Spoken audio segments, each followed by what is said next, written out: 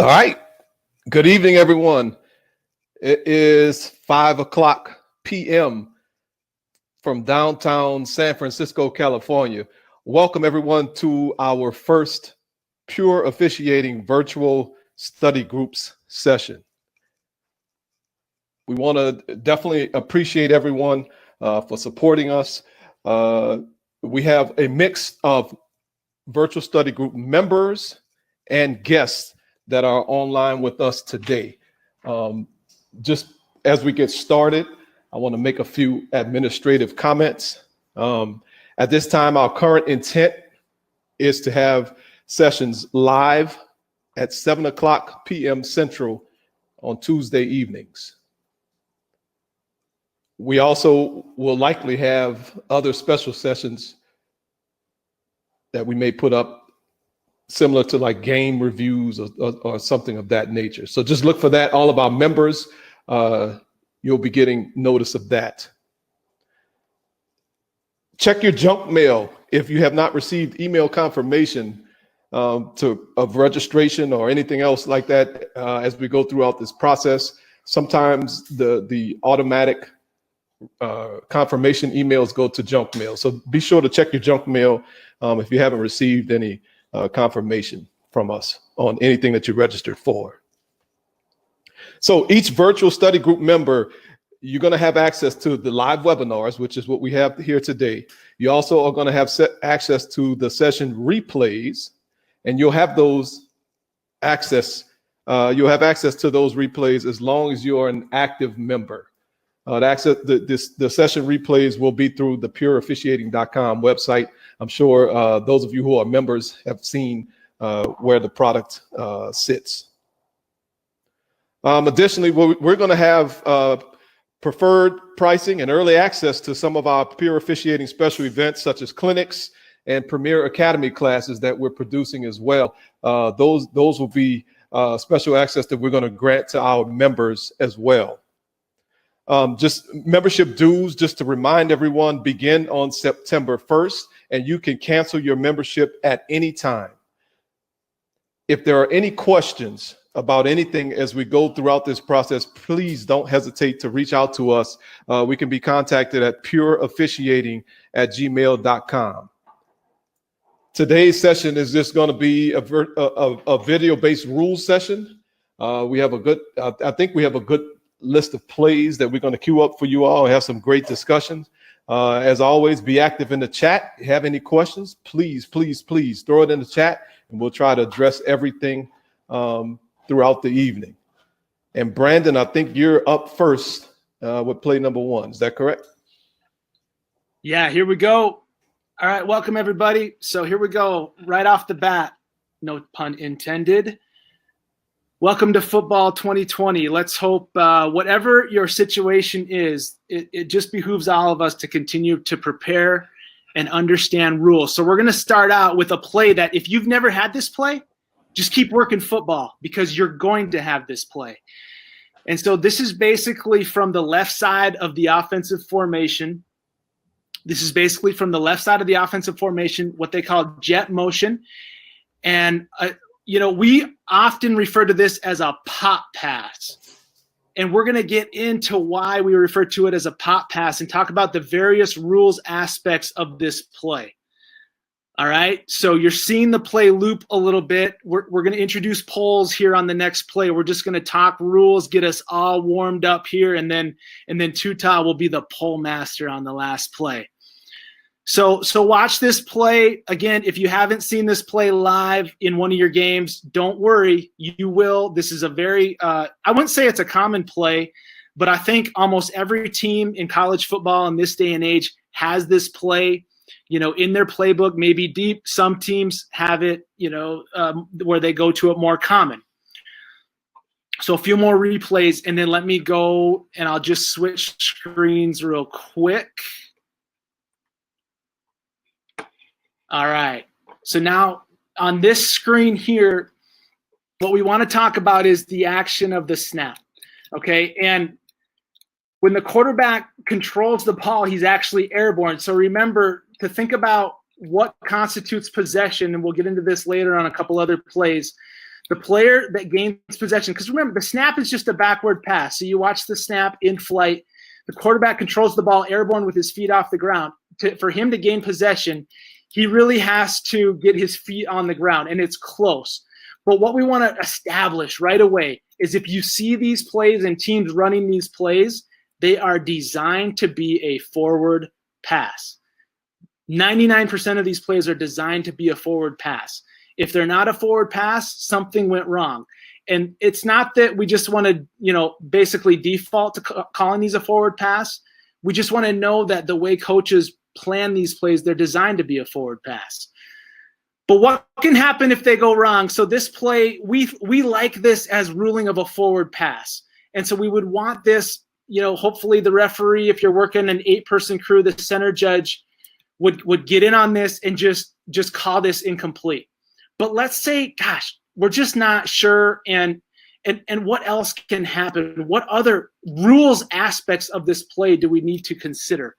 One aspect of the play that we need to consider is basically that it is,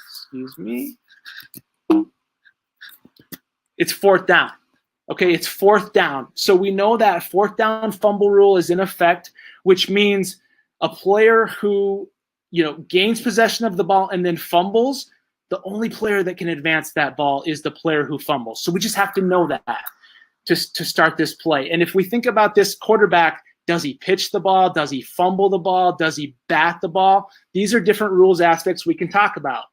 Okay, so let's take the pass out of it. We like this as a pass. So just from a judgment perspective, which we haven't got into too much in the past, we will tonight from this play, and then we'll talk other aspects. We like this as a pass. But what if we think this is a fumble?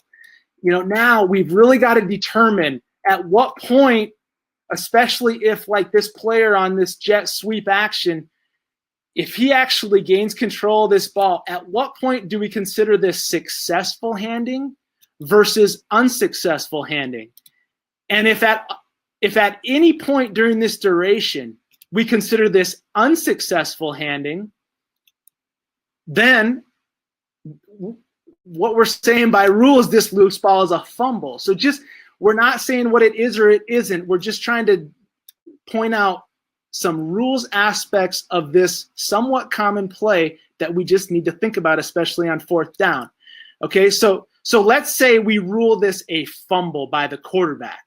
So he's got control of the ball, he puts his foot on the ground, and then let's say he tries to hand the ball forward, but we, at some point we deem this to be unsuccessful handing. Well, then if we deem it to be unsuccessful handing, it really is by definition a fumble. And so if 14 right there controls the ball and we had deemed for it to be unsuccessful handing, we've got to think about fourth down fumble rule. Now, the rule book is very ambiguous on what is unsuccessful handing versus successful handing. It doesn't give a certain element of time. It doesn't really give a complete transfer of player possession. So analyze that and just use this play as a platform for you to make your own decision, especially as you're talking about this amongst your crews. Okay, let's say we deem this quarterback to bat the ball. So maybe the snap is high and he bats this ball forward to this player. Well, that would really be a foul by rule. I believe it's Rule 9-4. I know Tutah's probably looking up rule references because he's super motivated about that stuff. But Rule 9-4 points out what's illegal batting. The passing team cannot bat a backward pass forward. And remember, by definition, a snap is really a backward pass. So the ball right there when the center, snaps that shotgun snap, that's a backward pass. So by rule, the quarterback cannot bat that pass forward. One thing interesting to think about, we often associate the penalty for illegal batting as 10 yards and loss of down, but in this case it's not. For it to be loss of down, it must be a ball that has been grounded. Okay, so by NCAA rules, if you're going to deem this quarterback to bat the ball forward off this backward pass, which was really the snap, then that would be a 10-yard penalty from the spot of the foul, but no loss of down. Now, on this play, really, we like incomplete, I guess. I mean, if we rule fumble, we rule fumble. The defense scoops it, scores. We just got to know what we're ruling. We've talked about this so many times in the past. What is the ruling on the field? Don't just default to, I'm just going to let it play out and hopefully it all works itself out. That's just not good officiating. So let's get a ruling on the field. Now, this all happens, and this is fine. We can always put an incomplete pass back on. We rule touchdown. That's fine. We're going to get together and actually we are going to make this an incomplete pass on the field, which is a really good job by the crew. So if we think about different things that can happen during this return, how would we handle penalty enforcement during this return? Like, let's say, right here, this player, number 30, maybe it's either a blindside, maybe he cuts this number 13 right here, or, he hits him in the back, whatever it would be. If we have this action after a ruling that we basically overturn on the field to a dead ball, then the only thing we're really going to enforce is major fouls. So if this was a block in the back right here by number 30, which obviously it's nothing, but let's say he blocks him in the back, we would actually ignore that foul because it doesn't carry a 15-yard penalty. If number 30 cuts number 13, which would be a foul due to a block below the waist after a change of possession, we would actually enforce that penalty, after we get together and overturn this to an incomplete pass. So, hey, Two Top, man, I thought I would start this off with a real confusing play from a rules perspective and just say, look, we've been working, we've been talking about different plays and different rules all throughout the summer. We're all hoping we have football, if not in the fall and the spring. But, man, do you have anything else or is there any questions in the chat before we get to play 2? No questions in the chat as of now. I love your snide remark about I was probably already looking through the rule book to find the rule reference. But for everyone who wants to know, it is 9-4-2, batting a backward pass in flight. And Brandon, that was excellent clarification. That is not the same penalty as batting a loose ball that has been grounded. That is a special and separate circumstance. Batting a backward pass in flight is totally different. It's only 10 yards. It's not 10 yards and loss of down. So that was I really love that clarification that you made on that. Awesome. Well, look, if anything comes to mind from the chat, guys and gals, put it in. But with that said, I hope we've said, hey, look, a lot of rules to consider. This is just a somewhat generic jet sweep play, but my goodness, it's 4th down. We got pop pass. Did the quarterback control it? Did he fumble it? Did he bat it? Did he muff it? What did he do? And what are the various rules aspects of that? So think about it, ask questions. But I think with that, Tuta, let's go to play 2. So Brandon, wait, hold on. Let's go back a little bit, because when we get in our huddle after this play is over. Yes. And like you said, let's not just say, well, just let it play out and then, right, whatever. We need to have a ruling. So as the referee and the center judge, we need to be very clear and very specific if we say, well, the quarterback never came down to the ground with the ball in his hand, or he passed the ball before he came to the ground. He didn't possess it before he pushed it forward. Whatever, we need to make sure that we are very specific in what we saw, and that's going to help us understand how we need to actually rule. Yes. And for all those different rules aspects that I tried to discuss, which you can tell that I get a little bit, I don't want to say confused. Well, you're probably going to tell me I'm confused. It is confusing. It's confusing just trying to break this down. I've looked at this play 50 times, right? And so, you get one shot at this on the field, but you're right. Whatever your ruling is, let's try to be as detailed and as articulate as possible to the rest of the crew so that, look, it's so clear what we're doing with this so that we administer the game properly by rule. And let me just, if there's no other questions on this play, or let me just state one more time. By design, these plays are intended most of the time to be a forward pass, okay? Forward pass. I know this is a rule session, but mechanically it's still really in the purview of the referee. And if, those of us that work with 8-person crews, the referee and the center judge are mostly going to be primary on ruling this. Line of scrimmage, maybe you can help out of your periphery, but that's mechanically how we handle it. From a design and scheme perspective, most offensive coordinators ask their quarterbacks to make this a forward pass. All right. All right, let's go to play number 2. Let's do it. And first thing I'm going to do is publish a poll. Oh, shoot. Tuta, while you're doing that, we had a question come up from Frank in the chat, and he said, if we do our homework, should we be familiar with this type of play by this team? And so I don't know if you want to comment, if you or Brandon want to comment on, what that, what does that take? Sometimes we get surprised by these plays, but if we do our homework, maybe dive into what doing that homework can do to help, prepare you to see a certain type of play, such as the one we just saw.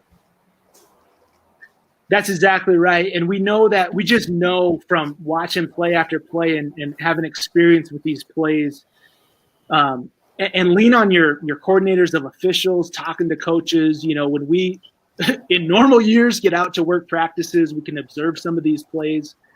We know that the design is intended to be a forward pass. And I love Dan's comment. I'd call that a shovel pass, always forward. And I get it, Dan. That I totally agree with you, especially on the play we just looked at. We just want to understand that, man, if the snap is high and he redirects the ball without his feet getting back on the ground, there's no way by rule that can be a pass. So just something to think about. And now, okay, if it's not a pass, is he trying to hand it off? Which then it could turn into a fumble. Oh my gosh, and now it's 4th down, so we got 4th down fumble rule ramifications. Or did he redirect the ball by batting it? Or did he simply just muff the ball in an unsuccessful attempt to gain possession? It just so happens to land in the hands of that jet sweep player. I mean, whatever the case is, yes, most of the time these are a pass, but things can go wrong on the football field. We just have to be aware what all aspects of this play can really turn into by rule, and just be prepared to rule on that, as Tuta was saying. Are you ready for play 2? Yes, sir. Let's go. Let's start the video. I kind of started a little early, but we'll a little bit of a false start. But here we go. And the question we're asking on this particular play is, was this an upright receiver, or was he going to the ground? And when we make that distinction, what we're saying is, if he's upright, then the process of the catch was complete prior to the motion of him going to the ground. If he's going to the ground, that means the process of the catch was not complete prior to him going to the ground. And obviously, when we make that judgment on the field, there are ramifications to what our judgment is on that one. And I'm probably going to enlist the help of Brother Daniel on this one, because he gave a great, we had a great session during the Virus Virtual Free Clinics on catch incomplete. And Daniel schooled us all on it. So hopefully he'll help us on this play. So the first poll question is just real simple. Is the receiver upright, or was he going to the ground? And in a few seconds, I'm going to end the poll.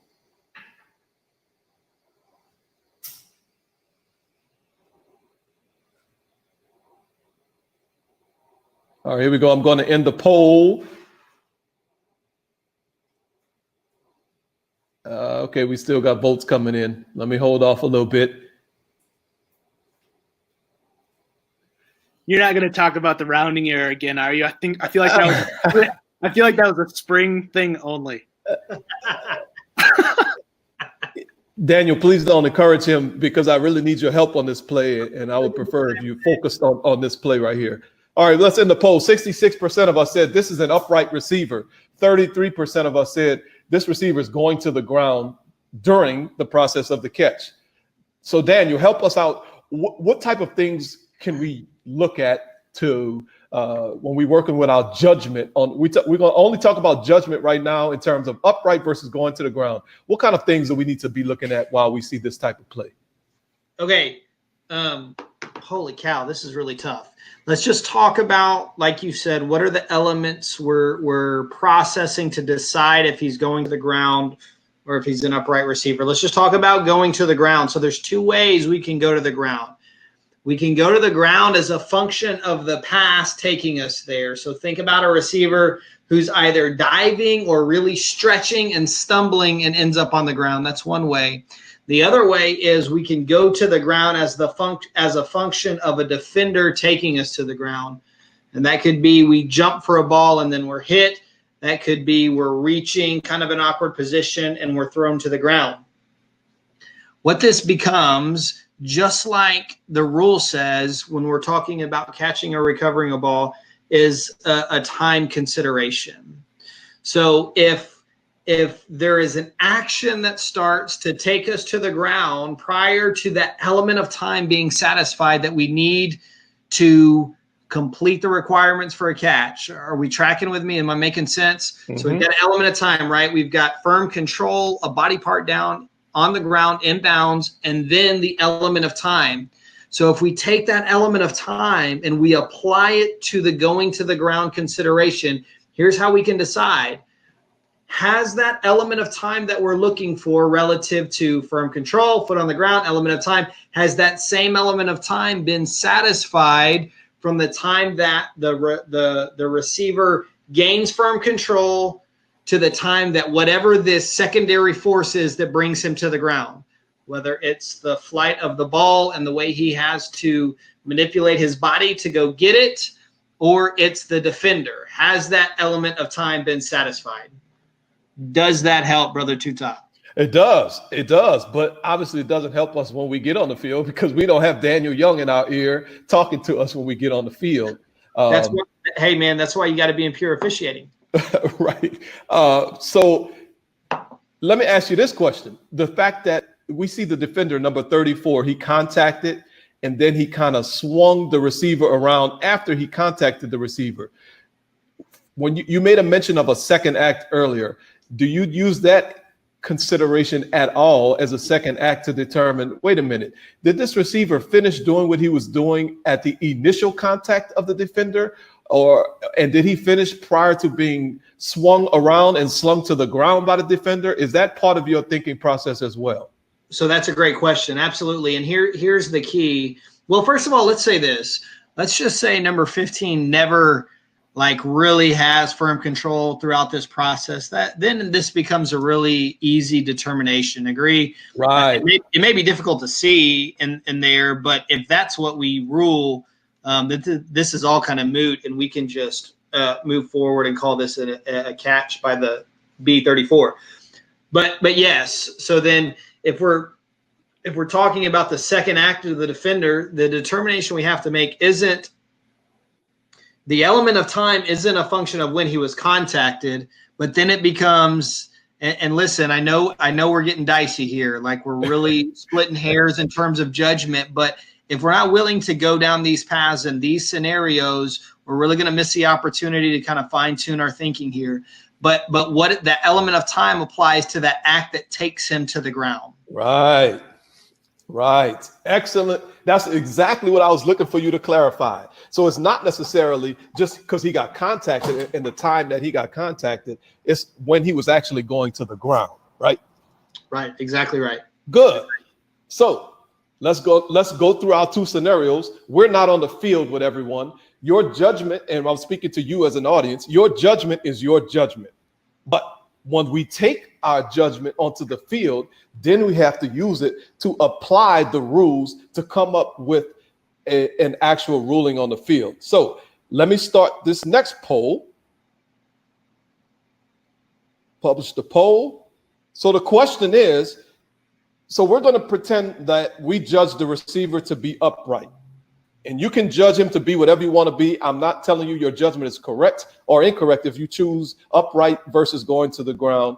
And we had a whole long discussion about how to judge that. Hey, Tutar, can I jump in? So sorry. Yes. I just want to add something to that determination. Here's another, I think, indicator for us. And again, we're not telling you how to make your judgment, but the other thing we want to notice is the receiver's body language and his body action. And so when he's resisting what the defender's trying to do to him, that's probably a pretty good indicator that he's upright as well. So sorry, I just wanted to throw that in, something that popped up in my head.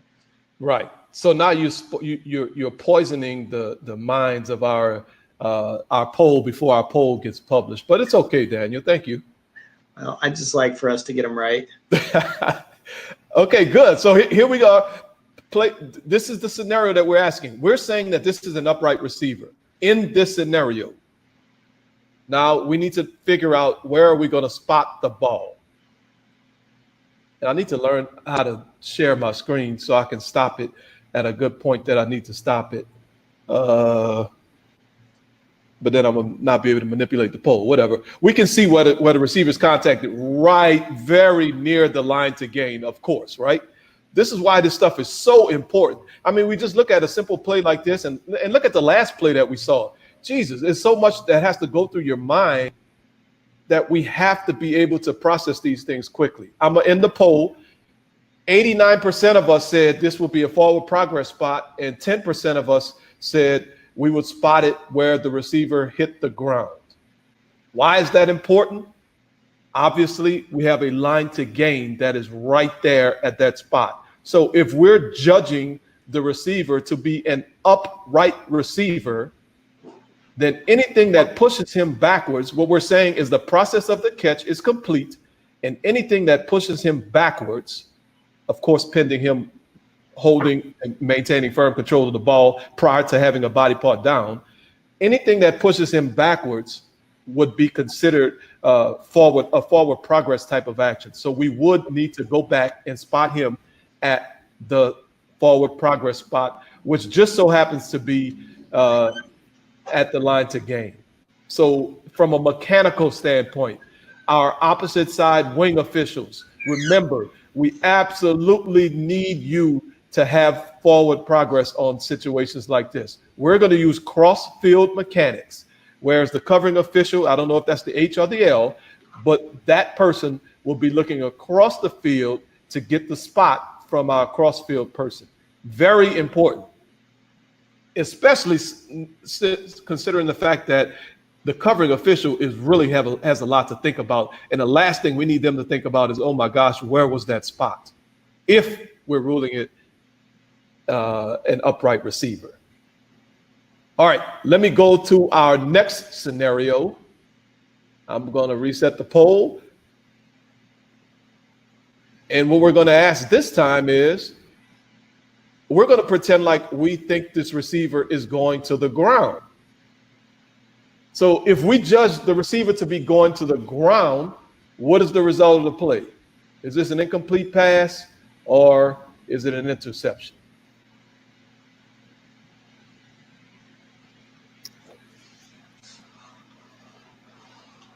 And I don't know if this one is a layup or not, but we'll find out.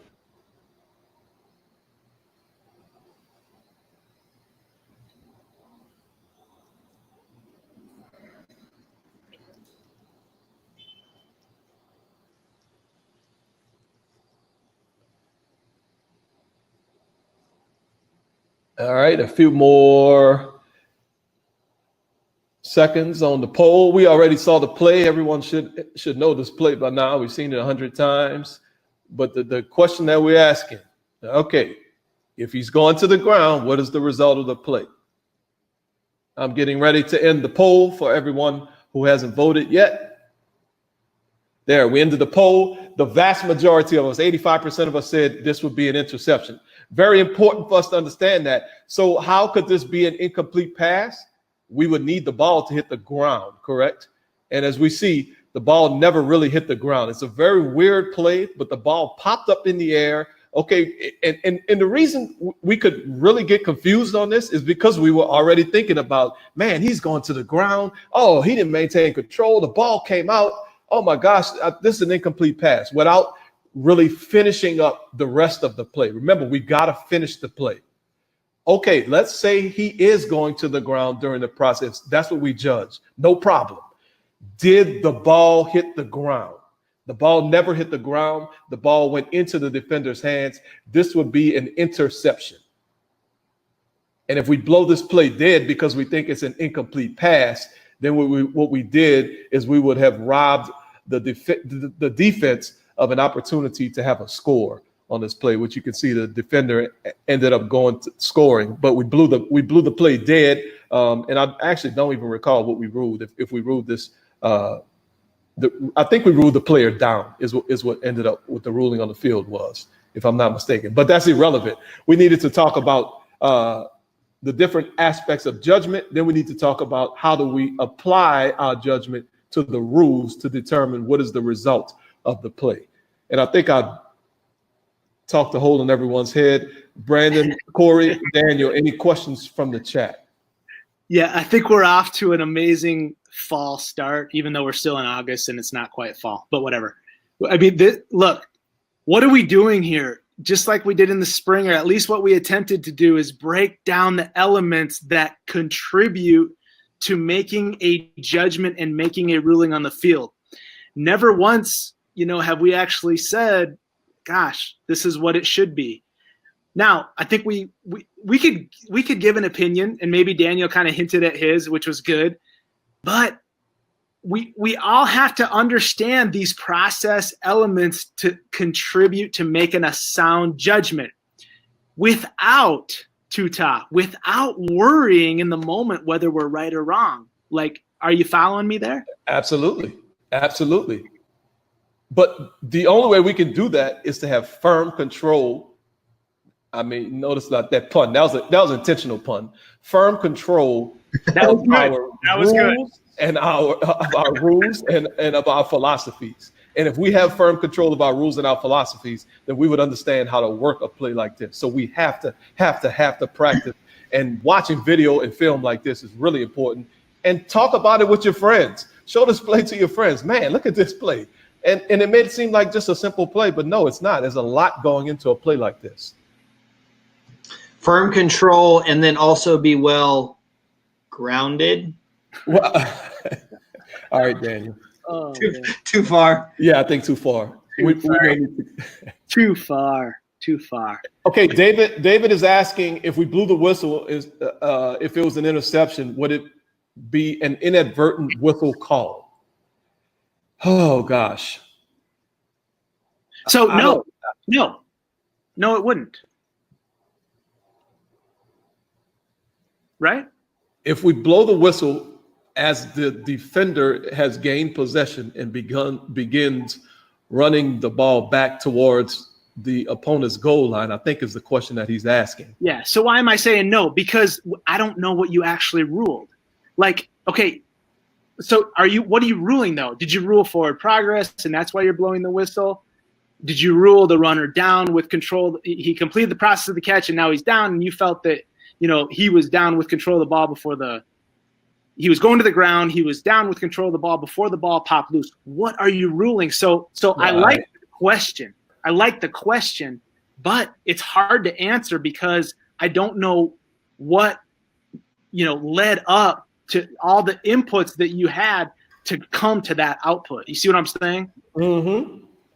That's awesome. So kind of to go back to what we have been stressing, you got to finish the play, and then we have to have a ruling on the field, is what you're saying. Exactly. So David, would it be an inadvertent whistle call? Look, it could be. I mean, it really could be, but it only depends. It all depends on what else you were ruling. Kind of like, I guess the best way to do this is really to look back through this session and just look through all the elements that Daniel and Tuta broke down.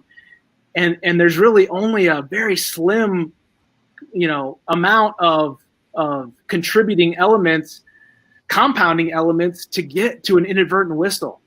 So if we understand the elements, it's almost impossible to have an inadvertent whistle. And we've just almost taking that out of our vocabulary. But that also has impacts with replay too, Toss. So we don't want to get all the way into that, I guess. Sure. But I guess let me try to simplify what you say, because you're a very articulate gentleman. I'm just a simple dude from New Orleans. If we rule interception and then blow the whistle, then clearly that's an inadvertent whistle. But if we didn't rule interception, if we ruled incomplete pass, then that's not an inadvertent whistle because our ruling was incomplete pass. Is that what you're saying? If we're ruling the man down, then that's what our ruling and our judgment is. Is that what you're saying? We can have incorrect judgment.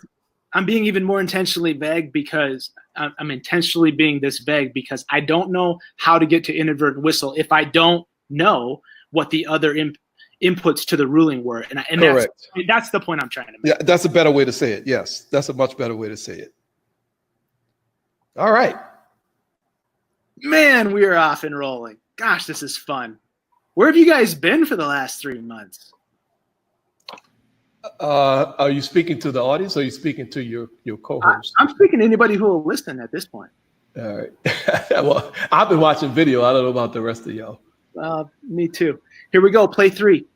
So we're going to rule false start. If you want to talk about, the movement of the defense, we can, but this is, I think, we don't want to go too far into it, but this is really a pretty decent call for false start, and let's go with it. So we're going to rule false start. Now, look at the clock. Look at the period. We're in the second quarter. The clock's running.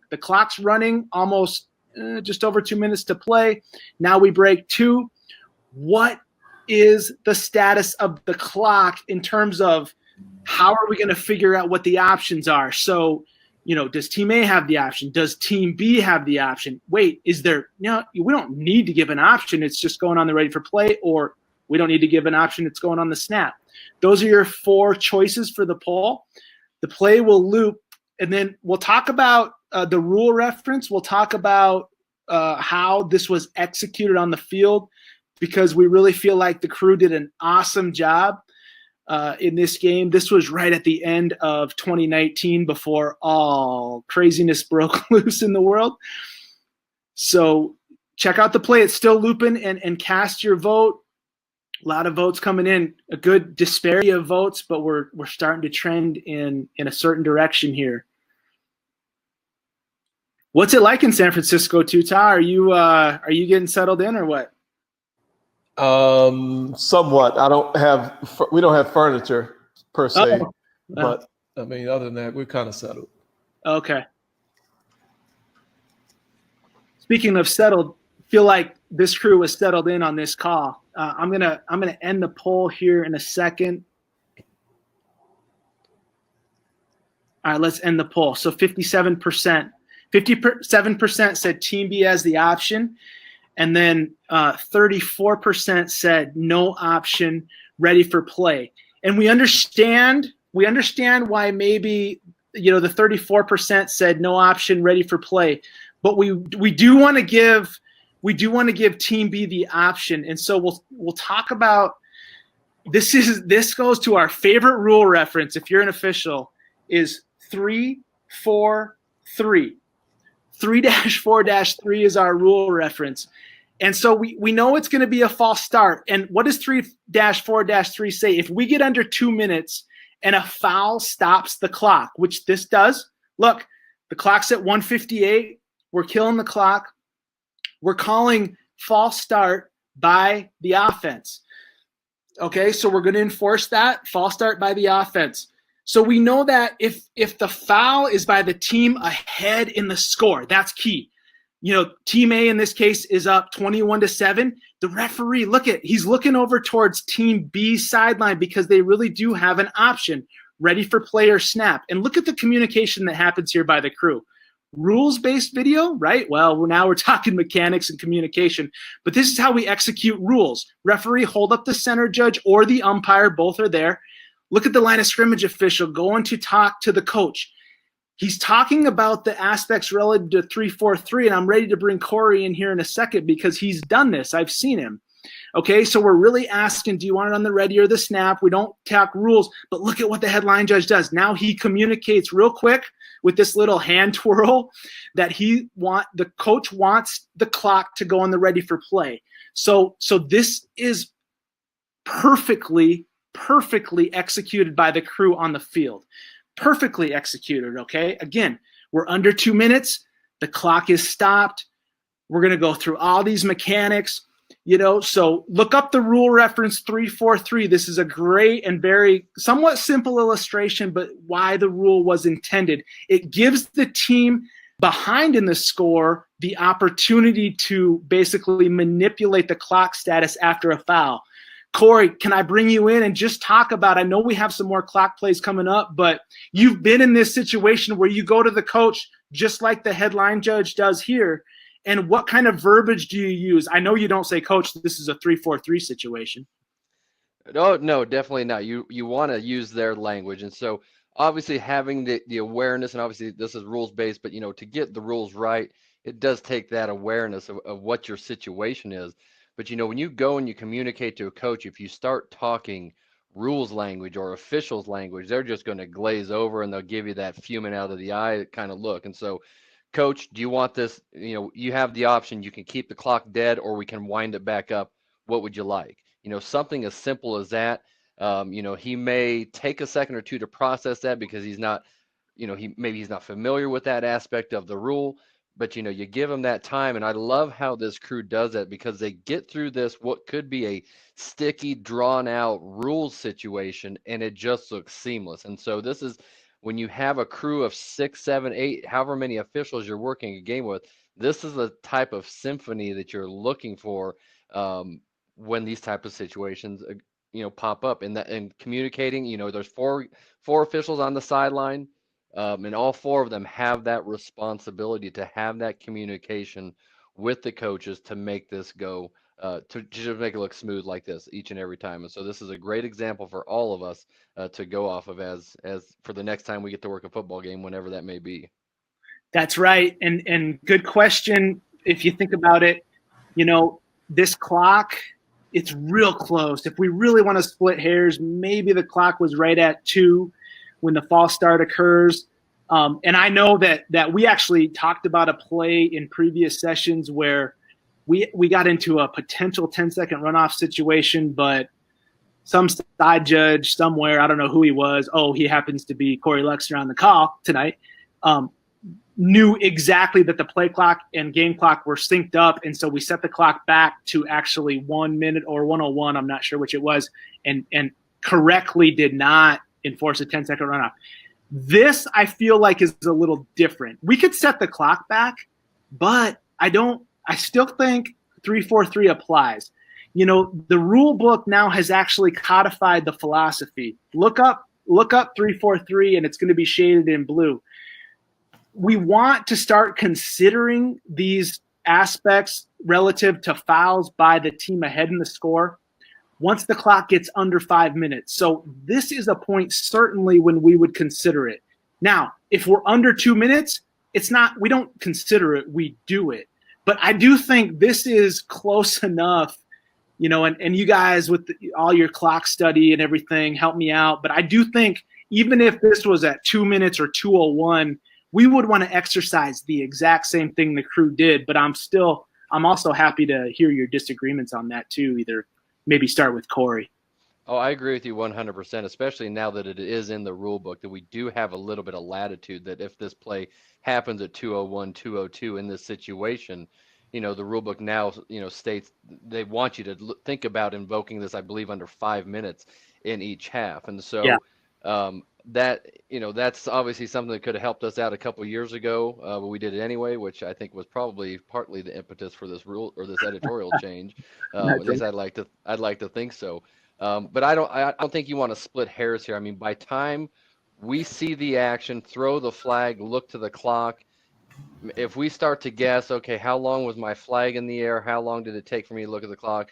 I think we just bring a lot of guesswork into play, and I think that's why the rule was changed that way, so that if this type of situation does arise, we don't have to be spot on perfect at that 2 minute mark.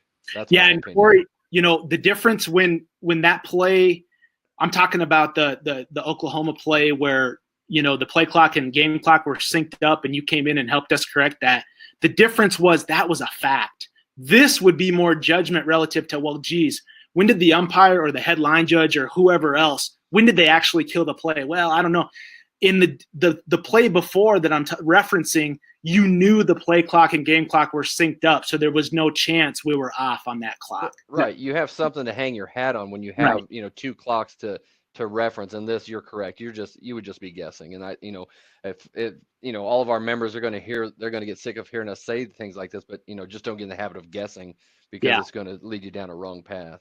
Yeah. So the bottom line is here, this is a great example of what qualifies for a 3-4-3 situation, and a great job by this crew to execute it almost perfectly, really. So Tuta, are you guys Daniel, anything else before we get going with play 4?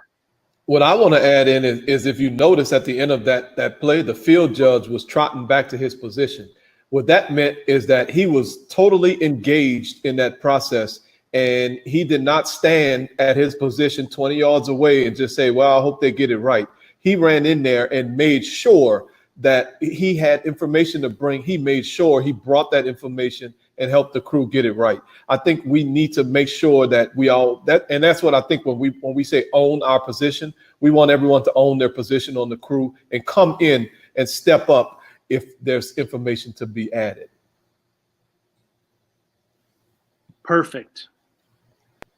It's funny how these rule sessions morph into mechanics and game management, situational awareness. Isn't that amazing? Right.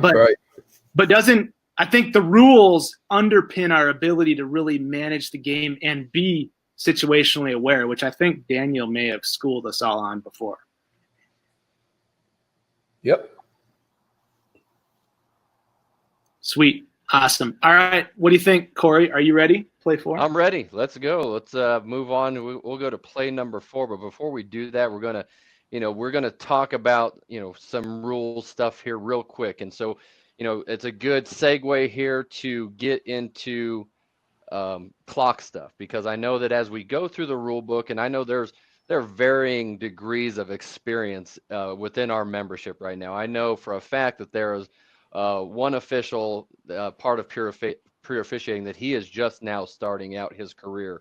And so to start with this, hopefully will help to lead him into the right path. And there may be some rules differences here and there, but I think what we're trying to, when we go through these rules-based, video-based rule sessions, we're trying to really dive deep into certain aspects. And part of that is clocks. And as Brandon kind of alluded to, as a side judge, I take the clock very, very seriously. I consider that my baby. One of my main goals each and every season is to have clock errors. And so, some years I'm successful, some years I'm not. But what we're going to talk about here real quick, and then we'll get into the video, is Rule 335F, and it talks about a 10-second runoff in terms of a player injury. So there are a couple other times where the 10-second runoff can come into effect, helmets off, fouls, things like that. But we're going to talk specifically about the injury. And so I know the plays or the information from the rules right up there, so I'm not going to bore you and read it. But that's where you would go to kind of reference this particular rule that we're going to talk about, and then we'll get to the play here real quick. And we're going to the ever famous Tropical Smoothie Cafe Frisco Bowl. And one thing you want to notice when you're looking at this play, okay, simple run up the middle. Seems like nothing's happening. Umpire's getting ready to spot the ball, and then we hear whistles. We assume we hear whistles. Something caught his attention. So what's going on behind the play?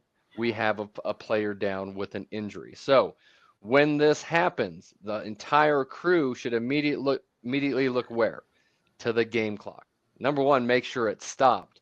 But number two, where are we at? Because if we're above a minute or under a minute, that makes a big difference, a huge difference, because then we're going to be talking about, are we going to take time off of the clock? And so, this is rules based, obviously. So we see that, but then, like Brandon just mentioned, we get into the rules, but then there's these other components of officiating that they live simultaneously: situational awareness, game management, mechanics. So the crew has to take care of this in an efficient manner, but to get it correct. And so at this point, there should be communication going on everywhere. So, whoever is on Team B's, the Utah State sideline, coach, we could have a 10-second runoff here. Would you like the 10-second runoff? They do have a timeout left, so they may avoid it. But if they don't, do you want to run the clock? That's part of the conversation. On the Kent State sideline, those officials are going to that head coach. Coach, this would be a 10-second runoff. You do have 2 timeouts left. Would you like to use one to avoid that? And so as the referee, center judge, umpire are kind of going through, getting the stage set, those other officials in the wings, so to speak, will be getting that communication going so that we can look to the referee and say, okay, this is what we're doing. The Team B head coach, they'll want it. They'll want the runoff if there's not a timeout. Then we go to the Kent State, say, no, they're going to save this one with the timeout. So having that situational awareness and knowing your rules to know that, okay, this isn't just an injury. If this happens with 7 minutes to go in the first quarter, number 65 or whatever number he is, we get him off the ground, put the ball down, wind the clock back up and go. Now, obviously, this has a lot to do with what the status of the result of the play is. This was a run up the middle, so the clock should continue to run if this were a regular situation. But that's why knowing these clock rules are so important, because there are points in time throughout the game where the clock rules really kind of change. And as someone who deals with clock operators, that's something that we have to continuously coach them on before each and every game to say, okay, under 1 minute, this changes, under 2 minutes, this changes, and make sure they're ready for that, because it just happens. We don't know when any of these plays, whether it's a pass interference or an injury behind the play, is going to happen. So that is important for us to know. And so when we get into the rules, I'll put another poll here out there. So Hey, you Corey? guys, yes, sir. While you're loading your poll, talk about line to gain and injury on the same. If the offense reached the line to gain and the player gets injured on the same play, talk about that. Well, the line to gain is going to stop the clock. So if the injury is the only thing that would stop the clock, we would, that's when this comes into play. But reaching the line to gain, I don't think trumps that. I could be wrong, but I don't think that trumps that, correct? No, you're correct. Correct. There's other things that would trump that: incomplete pass, runner out of bounds. But what we really want to hang our hat on is what will happen with the clock if this were a normal situation. If there weren't this injury, what would happen to that game clock? And so when a runner reaches the line to gain, we would wind that back up in every situation. So knowing what the result of the plays, and I know this is something that Tuta, we always hear from you, is to finish the play and know the result of the play. So knowing that is going to help with this. So there are, but like you say, there are other things that can trump this, going out of bounds, things of that nature. If there are multiple injuries, if there's an injury on both sides, you would not have a runoff situation. If you had a helmet off by the defense and an injury on the offense, you would not have a runoff situation. Now the play clock would be dictated differently between, the injury always kind of trumps whether you're going to go 40 or 25 in terms of a helmet versus an injury. But looks like the poll numbers are kind of evening out here. And so the question was, and our members are so smart, we didn't even have to read it to them. They got it up and running, and they took the time. The question was, if a team uses a timeout to avoid a 10-second runoff for an injured player, that player may remain in the game. And this was true or false. And I'll end the poll. And 85% of us said false. The other 14% said true. The correct answer there is false. So unlike if a player loses his helmet and a team calls a timeout, that player may stay in the game. With an injury, there is no get out of jail free card by using that timeout. So excellent awareness. I know we kind of broached different aspects of the rule book there, but that's the game of football that we love so much. I mean, you can be buried in Rule 3, and then all of a sudden you have to go to a different section of the rule book just because that's the game of football. So any questions in the chat coming through on this, or anything that you guys want to add? I mean, I'd like to get the perspective of our two referees here, Tuta and Brandon. When you see these types of plays, what goes through what's kind of popping up in your head when you see that there's an injured player down and time is a factor? Well, yeah. So now we start thinking about options. We really do start thinking about options. And one thing, let's just make sure we're clear. And I think this is what you meant, but I'm not sure. So the injury does have to be the only reason to stop the clock to qualify for a 10-second runoff. So like on that play, we can use that play as a platform for a million different things. But if there's a first down involved and the clock would have stopped because of that, then the 10-second runoff doesn't apply. But what does that mean? It makes us communicate even that much more with these kind of goofy rules that we actually have. So good point on different clock stoppers. But the injury itself has to be the only reason to stop the clock. And then we just start thinking about options and who can call the timeout to avoid and why they would and what the game situation is. We really got to turn into a more analyst mode and make sure everybody has the proper options there. Does that make sense? You are correct. Yes, you are correct. And that was my bad. I got sidetracked and went down the wrong rabbit hole, but you are correct. That it's good and that's the whole reason we use these plays and we don't look. Y'all, I mean, we don't just put up, rules questions and talk through them because sometimes that's just not very effective. We do look at plays, kick plays around, discuss and talk about different aspects of what would happen using plays as platforms for different rule scenarios. This is a great play. Very simple play. Quarterback flush, can't find an open receiver. He gets tackled, kind of a clumsy little play. Oh my gosh, all of a sudden there's an injury. And if we're not thinking about this preloaded into our mind, then this can catch us off guard. And we may miss this. I mean, this is very, very easy to miss. Mm-hmm. But, Tuta or Daniel, line of scrimmage guy comes in. We got to have somebody communicating. Result of the play was a first down. And I'm kind of like, pounding my table here because it's so important to communicate these result of the plays, rulings on the field. Have we said this yet? Yeah, we say this like every play, but it's so important to communicate this stuff. Yep, 335F for all of the rules geeks out there. 335F is 10-second runoff due to injury. And it'll tell you everything you need to know. Yep, that's page 54 for those of you who don't like to do all the codes to get there. And so I think, one of the things I know that a lot of crews do is that they have simple mechanics that, they'll get on the O2O, they'll flash hand signals, when you get under 2 minutes or when you get under 1 minute. I know that on the crews that I'm a part of, I'll get on the O2O and say under 1 minute, under 1 minute. And that's not just, hey, I want to let you know we got 1 minute till we hit, get a Gatorade in the locker room.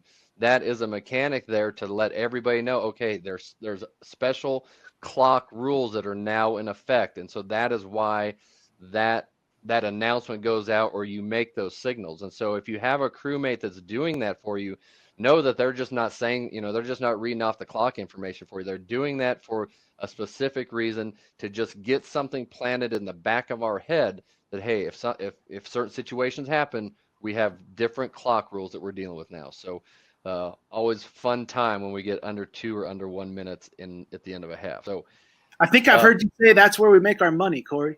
That is where we make our money, 100%. Hey, so I'll do you one better, Corey. What the back judge that I worked with the last couple of years, he wouldn't only say under 1, but he would also say the timeouts and which team had the option. So that we would, that we just as a reminder, like you're saying, and so that we all can get that mindset of knowing, okay, well, if we end up having a false start with a running clock, who's ahead, who has timeouts, and then who has the options in terms of starting on a snap or starting on a ready. That's a great point. And that's where I think what makes a great crew is when everybody, takes a little bit of ownership in everything and they don't just sit back and be like, we'll let the referee handle it. He's got the microphone. He's got the white hat. He must, he's got it.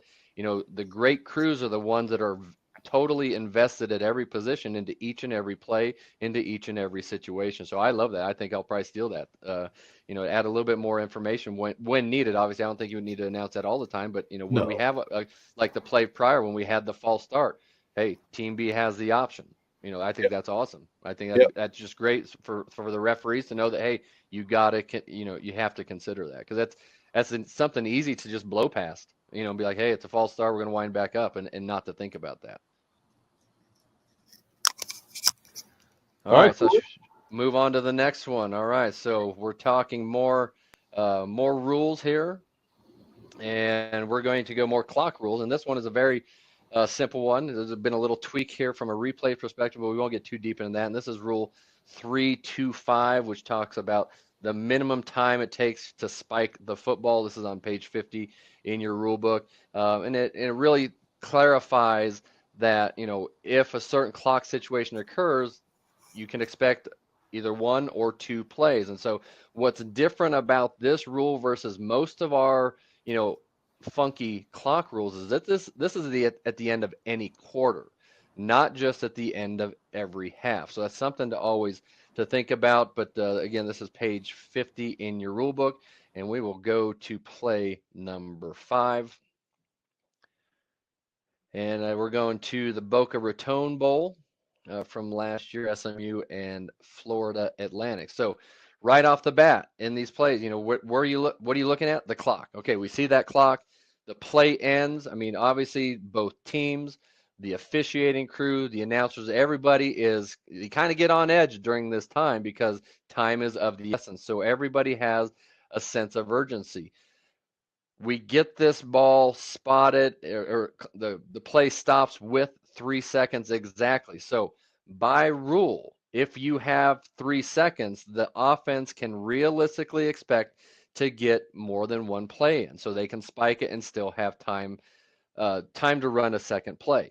If we are under 2 seconds, so 1 second or 2 second, they get 1 shot. So if they spike it, it's, you know, it is half over. And the way I explain it to my clock operators is I don't care how fast your thumb is on that toggle switch. If we're at 2 or 1, it's going to go to 0. And so let's say we do have a clock operator that's, you know, lightning quick, and he stops it with 1 second and we've snapped it 2. Somebody on the crew has to know that, hey, we started this at 2 seconds. That's the end of the half. No, there's no question about it. We just go. That is the rule. And we made it that way so that we didn't have to depend on, okay, is it the home clock operator? Is it the visiting team that is getting homered, so to speak? We codified it to take that, you know, that perception or that optic completely out of the game. So now, you know, this says that the offense has the ability to get more than 1 play, but they have to do things in a timely manner. And I think that's specifically stated in an approved ruling in the back of the book. So, you know, they can't come up here. They have to get this ball snapped because we're going to go through our same process as a crew, as a referee. We're going to get the ball spotted, make sure that all of the officials are in their proper positions. Referee is going to wind and then, you know, blow his whistle and get this play back under wraps. So if the quarterback decides to dilly-dally and have some long cadence, some long snap count, that team's going to lose that ability or that guarantee to get that second play. And so I know that we're sticking to rules mainly tonight, but there are mechanics involved with how we make this work. And so referees, you know, make sure that make sure you're prepared for this situation. You know, as you're preparing for a game, for a season, whatever the case may be, know that you need to have this type of scenario in your head that, okay, the ball's going to be on the ground. I'm going to, you know, wind, blow the whistle. You know, what is your mechanics going to be? And so I'm going to, you know, since I don't work the referee position, I'm going to defer to Brandon and Tuta here to say, what are you going to do differently, if anything, in this situation to make sure that this play is, you know, adjudicated properly by rule? Take it, Tuta. I'm muted. Sorry, I was muted. So yeah, we first thing we need to make sure, like you said, Corey, we're not going to give the offense and all the time in the world to get this play off. What we're going to do is let the ball get spotted, make sure our officials are in position, and we're going to blow the whistle, and then we're going to wind the clock. And if the offense happens to be still trying to get signals from the side, or they're not ready or whatever, then the clock is just going to run out. That 3-second rule does not guarantee, and Corey, you made mention of this, it does not guarantee another play, but it allows for another play. So we're going to do everything that we can as officials to allow the team another play and allow them to spike the ball and then get another play off. But we're going to blow and then we're going to whine. Correct. Yeah, I think I said that backwards, and that's why I don't work referee. That's why I stay back as a side judge. So, one thing that's always kind of just struck me as odd in these situations for these teams is, this guy's in a hurry. I would coach my kids, throw the ball out to the guy on the outside. Let our team get up there a little bit. But, that's just, I think that's a difference between how we view the game as officials and what the coaches and players see. So, obviously this is not it's very rare that you're going to get this type of a situation where it's stopped with exactly 3 seconds on the clock. But that's the game of football. Very often you're not going to see certain plays live. And so in order to prepare ourselves and to get better and to have that aptitude, this is why video-based rules and video-based mechanics study sessions are so vitally important if you're trying to grow as an official, whether you're your first day or you've been at this for a few years. This is how we get better, and that's you can catalog these types of plays, and so that's why we find these little nuanced plays, these little niche plays out there, so that you can see them and say, hey, I remember seeing that. You're prepared. And so that is a whole basis for what we're doing here at Pure Officiating, is to give you a better catalog and to help you study video to get better for when it is we get to play some football again. And so that is the end of our clock plays. And I know I'm going to kick it over to Daniel because he's got one hell of a play to wrap us up with. So Daniel, take it away. Hold on, Corey. Hold on. Hang on. I got two things on this play. First of all, you mentioned it, but let's stress it. If you are a field judge and you are a side judge, and I know the line judge still sometimes participates in the pregame clock operator conference. If you are a field judge or a side judge and you are not discussing this particular aspect of the clock management with the clock operator, shame on you. Absolutely have to have this discussion every time. Not only does it help you understand that the clock operator knows what he's doing, but it prepares you for the situation when you have this situation on the field. So Corey made mention of when he talked to the clock operator, but I just wanted to stress it. We absolutely have to have this conversation with the clock operator. And there's a total list of things that we really should be going through every game with the clock operator. I know I used to get grief on my crew because they say, man, what are you talking about over there? Because I'm over there for like 5-10 minutes. But we need to make sure that we're getting ourselves prepared, mentally prepared to work the game. And we need to make sure our clock operators are mentally prepared to work the game as well. Oh, 100%. And I let them give you all the grief they want, because if the clock gets screwed up, who are they going to blame? It's going to be us. And That's correct. The one thing I always love to hear from a clock operator, like, well, I've been doing this for 25 years. Right. And I will look right back at them, square in the eyes, like, yeah, we've been doing this for quite a long time too, but we prepare diligently for every game. And so I ask you to spend 5 minutes with me for this game. That's right. That really sets them straight. So go on. Sorry to interject there. No, that's good. The other thing I want to do is talk about, from a mechanical perspective, line of scrimmage officials and referees on a play like this. When we getting this spike, let's not be complacent and just assume that the quarterback is going to get a clean handle on the snap and is going to actually throw a pass into the ground. I was in a game where we had a last second play, and what ended up happening was the quarterback actually muffed the ball, went down to his knee, went to pick up the ball, and then one of the wing officials was blowing his whistle as if the quarterback had spiked the ball. He never spiked the ball. He never controlled the snap. One thing we have to do is let's not get complacent and just assume that he's going to cleanly field the snap and he's going to cleanly throw a forward pass down into the ground. Let's make sure that actually happens on a play like this. That's a good point. There's one other aspect of this play that I just missed in my notes here, but your play clock operators, this is something that you also have to go over with them, because they can easily fall asleep here, which I think this play clock operator does for a while, because the 40-second clock does not start for a good 5 or 6 seconds. So again, yes, they know that if the clock is running and it's under 40 seconds, we don't need a running play clock, but they have to be ready if a play goes out of bounds or we have an incomplete pass, which a spike is. It's an allowable incomplete pass. An illegal pass, it's legal. But we need to have our play clock operators on the ball as well, because I noticed that watching this play that the play clock didn't start right away. That's what I thought was a good point, Corey. I'm so glad you brought that up, and I hope that our back judges like Daniel are working through the play clock operators. Look, this is really, and I know everybody can put a stopwatch to this and say, why would you care about the play clock on this play? But we do. We want the play clock guy to just assume the worst.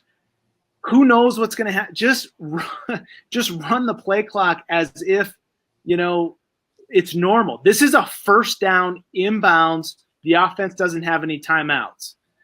Take a deep breath, start the play clock. I just think that we go to sleep on this too much, and I get that 99.9999% of the time on this specific situation, the play clock is immaterial.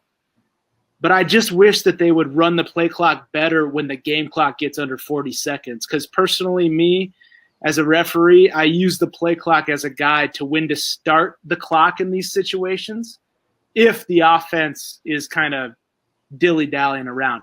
Because Corey, let's say they do what you said, they throw the ball out to the line of scrimmage guy. Let's say they throw the ball out to the line of scrimmage guy. Now, when should the referee start the clock? You see what I'm saying? When should the referee start the clock? Well, I don't know. What I do know is our average on plays like this is about 29, maybe 30 seconds on the play clock to when we get that ball on the ground. Now, obviously, we got the ball on the ground really quick here, and kudos to this crew. And kudos to how well coached this team was, by the way, to get up and spike the ball. But if they throw the ball out to the line judge, and now we've got a whole rigmarole of ball relay here when time is of the essence, as a referee, you have to know when to wind the clock. And you're probably going to use the umpire putting the ball down, but I mean, it really would be nice to have the play clock running by rule in normal mechanics, just to make sure that we have another set of gauges to help us with that. So play clock guys, stay with us. Back judges, coach those guys to stay with us. Don't go to sleep under 40 seconds, please. That's such a great point, guys. Like, I'm sitting here watching this play thinking, holy cow, I don't know that I've had that conversation specifically, about the under 3 second situation, but just the communication for play clock operators to stay with us under 40 seconds is such a great point. I mean, let's think about it. We can miss a DPI or a DOF, and that's not good. And maybe we'll hear about it a little bit. But if we think about these administrative things that sometimes we take for granted, and unfortunately I can speak from recent experience, if we get them wrong, we have a big error in the clock, a big error in the play clock. If we end this game right here because we've misinterpreted the rule to say 3 seconds instead of under 3 seconds, man, the ramifications are just really, really significant. So, really, really great conversation and great for me just as a back judge thinking about talking to that play clock operator about just staying alert and staying with us. Yeah, 99 out of 100 times we're just going to go to the house, but if we get it wrong on the one time, it's going to be costly and more costly for me than it will be for you. So stay with me, please. Awesome. Play 6. Let's wrap this thing up, man. What a great session. Take us home, DY. Yeah, here we go. Play 6. Guys, thanks so much for staying with us. You've done awesome tonight. This is our last play of the evening. Let's end this one.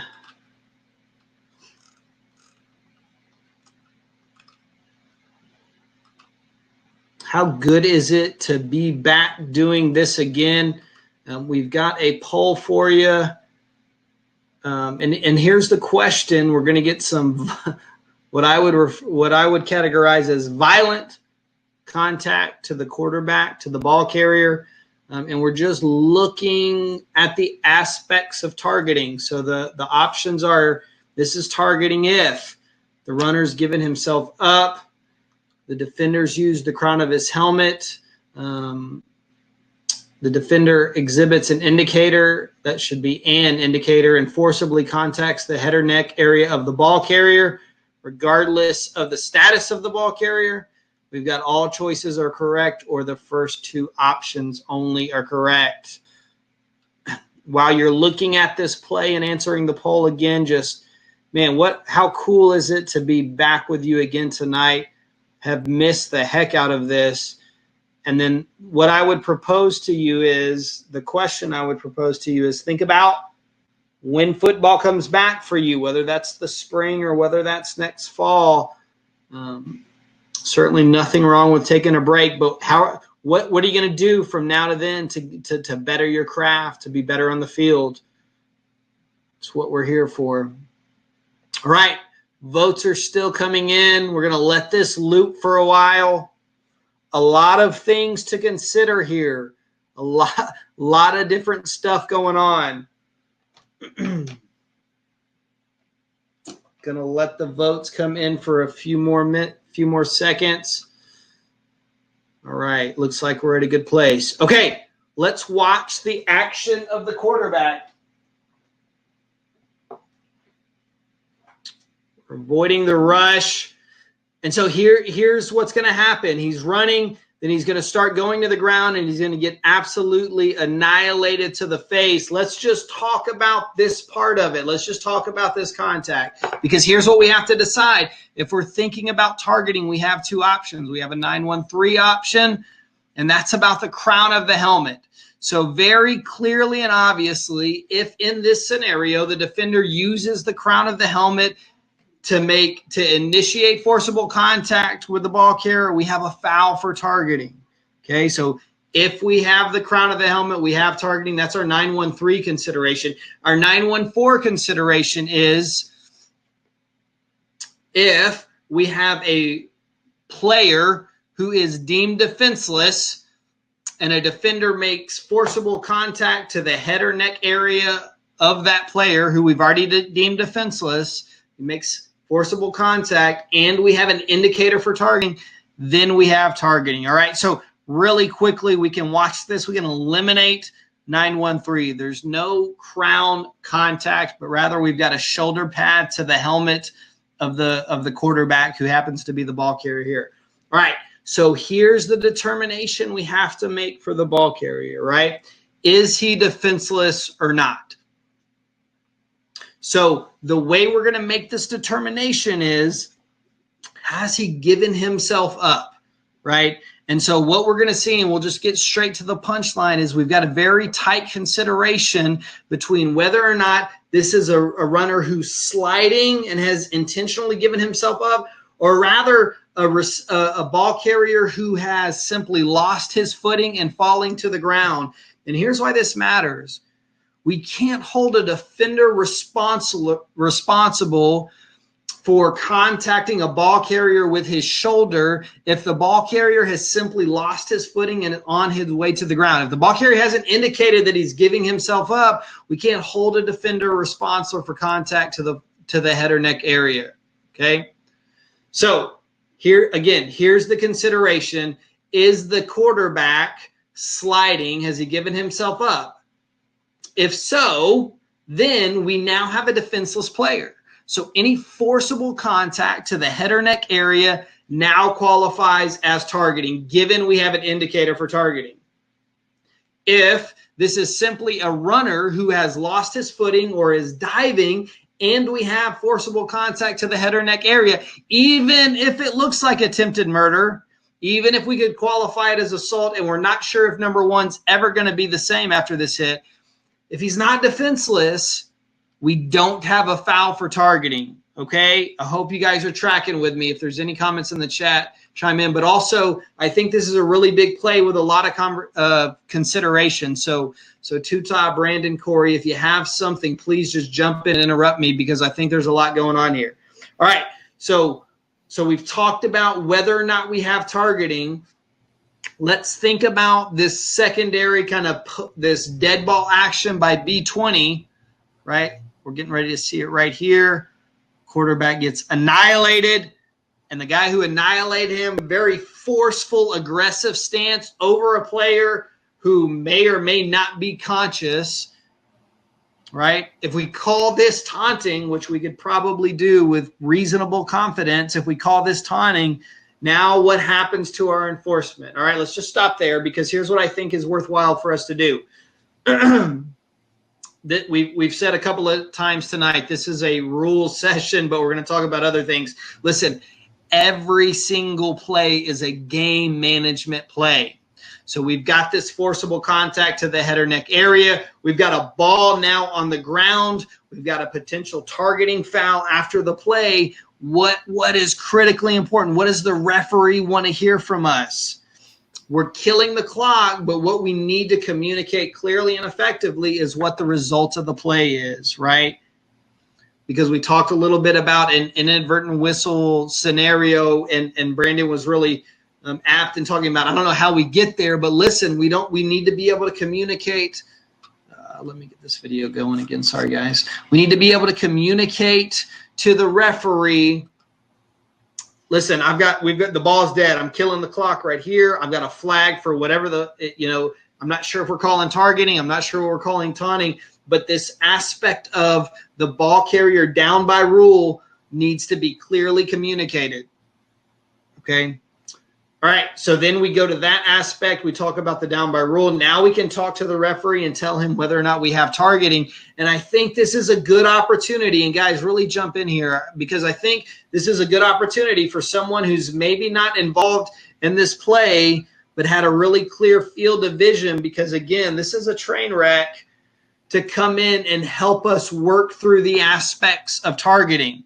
And correct me if I'm wrong, guys, here, but my view is, if we don't get to a place where we have a sliding quarterback and thereby a defenseless player, we're going to have a hard time justifying a targeting flag. So jump in here and give me some feedback about that thought process.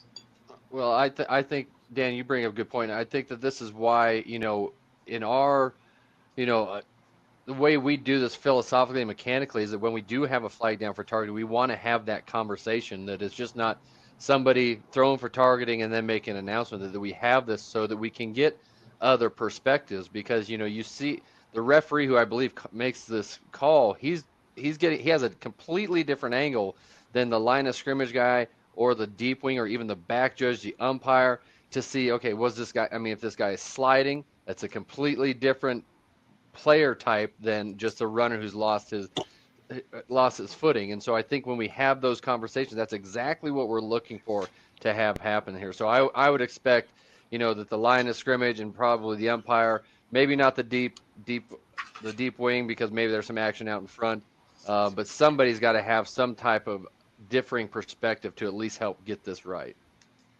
I like what you said, Corey.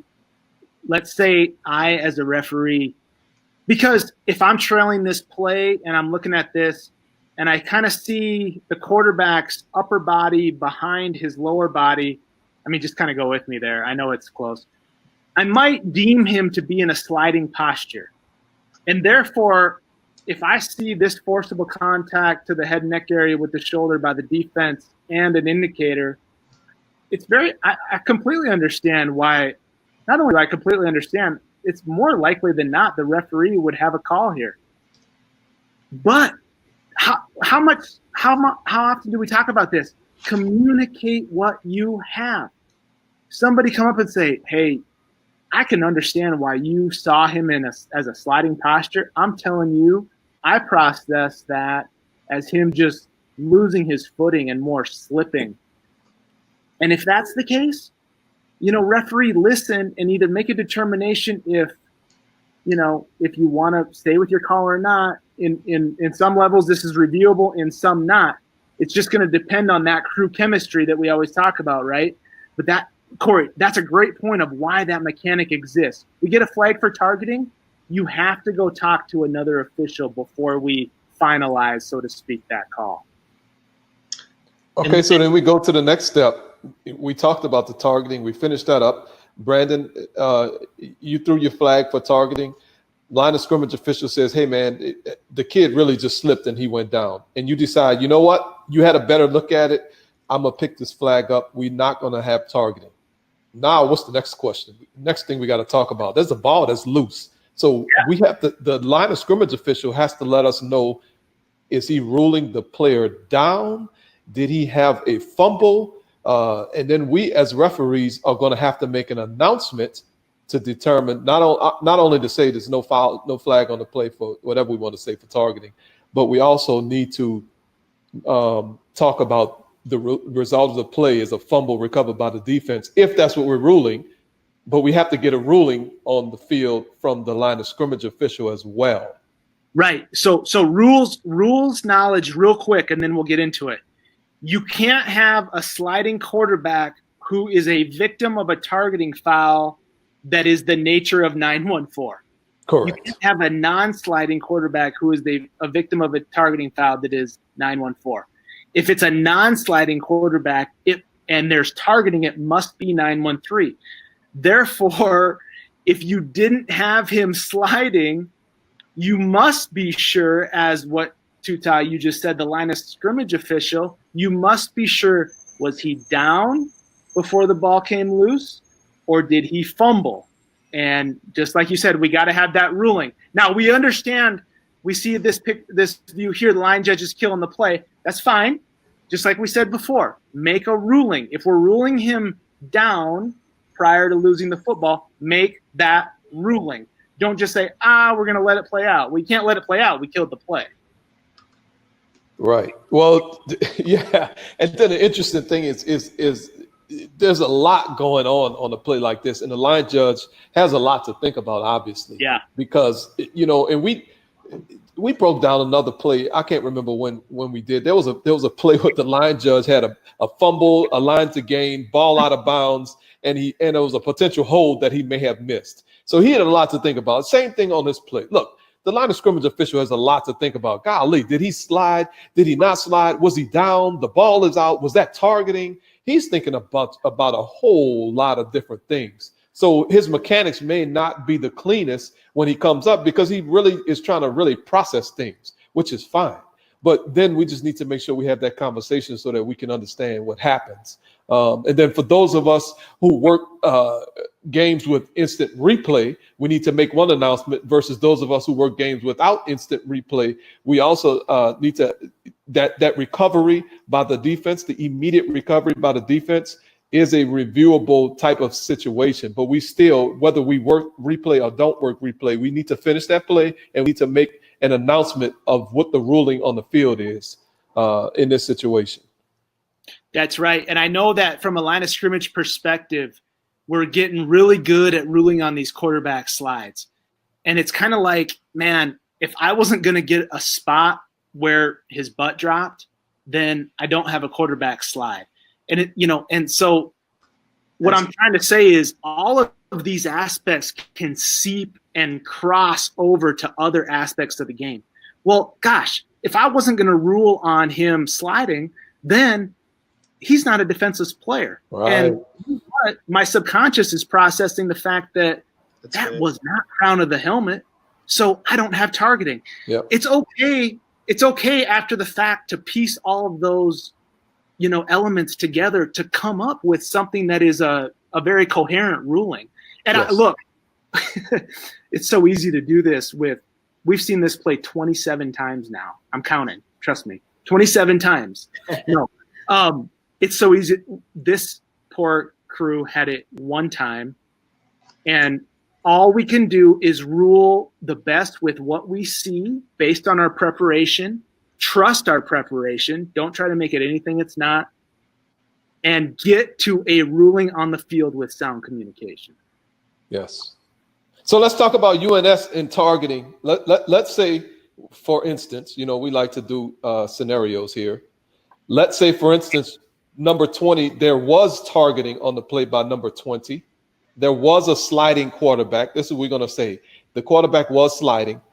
There was targeting by number 20. And then we have unsportsmanlike conduct by number 20. What is the penalty enforcement, and what are the options at that point in time? How do we enforce that? Well, so I'll jump in here. We've got effectively, so let's go back again using Brandon's language of we can take elements of one aspect to help inform other aspects. I don't know if he said it that way, but I think that's what he meant. So if we're saying that we have targeting, right, then we must be saying that the quarterback has sliding, because we've already established there's no crown contact. We must have a sliding quarterback who's given himself up. He's defenseless. Well, remember that like Brandon alluded to for our short wings, as soon as the quarterback's hips start to drop, the play's dead, right? Mm-hmm. That's the end of the run. So if we've ruled that he's sliding, then we've got targeting, then we must have a dead ball foul, because as soon as he initiates that slide, the play is over. So now we've got a dead ball foul for targeting on number 20. And now after that, we have a dead ball unsportsmanlike foul on number 20. Mm-hmm.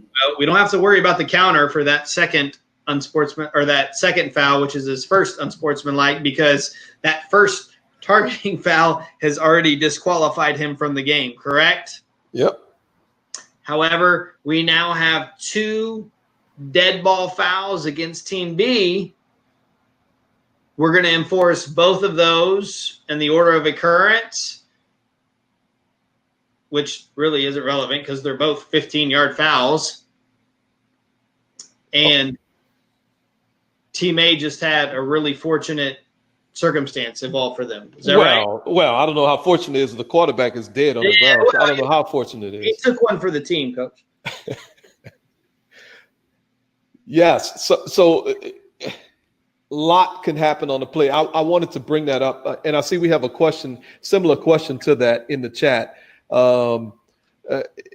If it was 4th down and we deemed to be a sliding ball carrier, it would be a dead ball targeting foul. Yes, and then Team B would have ball because the line of game would not have been reached. So AJ had made a statement about that. Great. Yes, excellent point. If this was 4th down, let's make sure everybody understands that. If this was a 4th down play and we deemed this quarterback to be a sliding quarterback, by rule, the ball is dead at the point he begins his slide. He did not reach the line to gain. Therefore, the series changes over to Team B, although Team B has a hanging dead ball foul for targeting out there. So we would give the ball to Team B. We would enforce 15-yard penalty, and it will be 1st down for Team B, 15 yards beyond wherever the spot of this the end of the run was, which is where the quarterback's butt would drop if we deemed it to be a slide. Great explanation. We had another question come in, and this is how astute guys in Colorado here. They're very deep into the rule book, and so we had a rule, kind of a different set of circumstances where a player can either be disqualified or ejected. And so the question is, let's pretend this is number 20's second UNS of the game. So would he then be ejected or disqualified? How would you go with that? That sounds like San Francisco traffic there, unless that's That does. That's me, man. I'm sorry. Yeah, that's downtown traffic right there, baby. So, okay, that is such a great question because it's a new rule and we're preparing fall football, spring football. Some of us, both, not me, but some of us will probably work both crazily. If we take, look, if this is his second UNS, he is, help me out. He's gone. He's not staying in the team area. So what is that? He's ejected. Ejected. Ejected. That's ejected. That's exactly right. See how I did that? So look, the second UNS trumps the targeting in terms of him being able to stay in the team area. Everybody agree with me on that? Absolutely. 100%. Absolutely. For sure. So therefore, it doesn't matter. Whatever happens, you work in a game with replay, you're working a game without replay. If that's his second UNS, ejected. So Brandon, you like to do it to me. I'm gonna do it to you. Announce this, please. That was his second UNS, and it was targeting. Go ahead, announce that. Okay, replay or no replay? No replay. No replay or no replay. We're working in the game with no replay. Replay doesn't exist. So there were 2 fouls on the play by number 20 of the defense. Personal foul, targeting. Wait a second. You didn't tell me if it was a live ball or a dead ball foul. So you started your announcement without getting all the information, is what You're you're saying. exactly right, but it was a really terrible report by you. No, hang on. Let's go through it. That's a good point. Because let's say it was 4th down, it would be important to report that. If it wasn't 4th down, it wouldn't be. This play wasn't 4th down, so I'll just do it as if it wasn't. Okay. That did just come to my mind since we had a really great question in the chat with one of the members. All right. So not 4th down. There were 2 fouls on the play by number 20 of the defense. Personal foul, targeting. That penalty would be enforced 15 yards. After the play was over, unsportsmanlike conduct. That's number 20's second unsportsmanlike conduct of the game. He is ejected. That penalty is also 15 yards. Automatic first down. Okay, so you're not even going to say he's disqualified for targeting. You're just going to jump to the ejection for second unsportsmanlike Right, conduct. because I think at all levels there is some ability for the targeting foul to be overturned, whether it's immediately by replay or like at halftime or by the office or something like that. Yes. Yeah, I'm not super familiar with all that, but I know for a fact that's at all levels that targeting foul can be. We can, like Corey said before, we can hang our hat. That's his second UNS. Yep. But he's overturning us on that. That's clear and obvious. He's ejected. That's right. That's right. All right. Did you guys have fun? Hell yeah. I mean, yes. Hell yeah. Yes. That was great awesome. talking football. This was great. So good. So much fun. Good You know stuff, what's funny? man. I mean, let's just verbalize what everybody's feeling right now. I mean, the 4 of us, we think we're fortunate because we think we might have games. We have actually no idea what's going to happen tomorrow or a week from today. There's so many people that have had their seasons killed, and it's just unfortunate, but we understand that it's out of our control. And so all we can do is control what we can control by doing things like this, studying video, studying rules, having discussions, chatting on virtual platforms. So I appreciate you guys for getting up, really laying the wood tonight, man. You guys were awesome.